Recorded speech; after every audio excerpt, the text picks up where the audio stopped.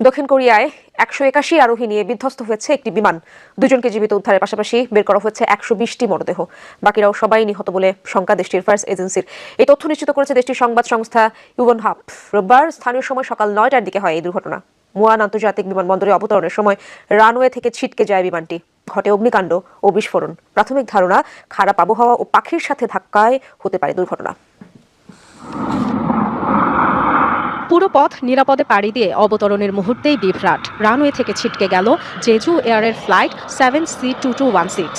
দেয়ালের সাথে ধাক্কা খেয়ে আগুন ধরে যায় বিমানে। পরপর কয়েকটি বিস্ফোরণের তথ্য জানিয়েছে প্রত্যক্ষদর্শীরা।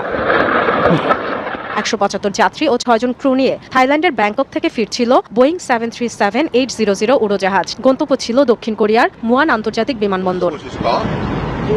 তবে হলো না শেষ রক্ষা। আগুন নেভাতে দ্রুত কাজ শুরু করে ফায়ার সার্ভিস। বিমানের পেছন দিক থেকে দুজনকে জীবিত উদ্ধারও করা হয়।